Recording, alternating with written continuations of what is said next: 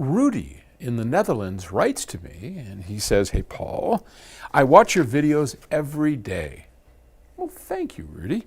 And I thank you for all your efforts to educate us. My pleasure, sir. My question is a bit of a philosophical one, huh? My favorites. Do we really want the most natural sounding system, or do we want to hear our perception of what natural sound is? Okay, I like it. You design high-end equipment and also have a recording studio, but do you design in order to get the real sound or create an image of how you think it should sound?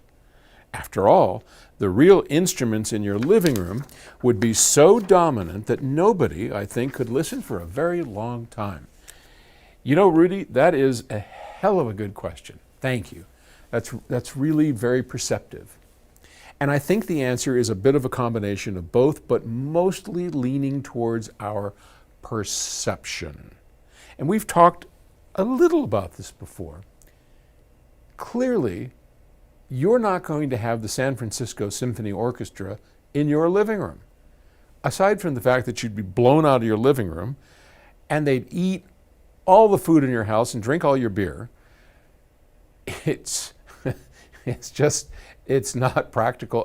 Or Eddie Van Halen, you know, if you had him in there just grinding away on the guitar, you wouldn't be very happy. So what we listen to is a idealized representation of live sound. So Rudy, you have it right. Definitely, we don't really want musicians in our home. What we want is this version in our head that we imagine it would sound like should we do it. Kind of like I guess in the same way you wouldn't want the San Francisco 49ers. I'm not a sports fan, so forgive me if there's no such thing as the San Francisco 49ers anymore. But you wouldn't want them, you know, playing football in your living room.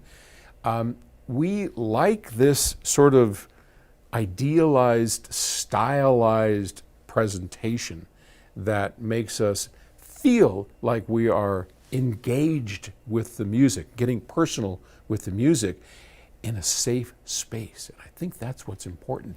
And at Octave Records, at PS Audio, we strive our best to give the most realistic sound that we can within those bounds. And as a person very much involved in recording and making the music as well as reproducing the music, I think we try and focus on that Disneyland-ish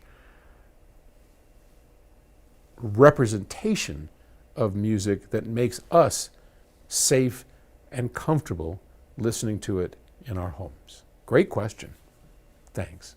I'll talk to you later. Bye.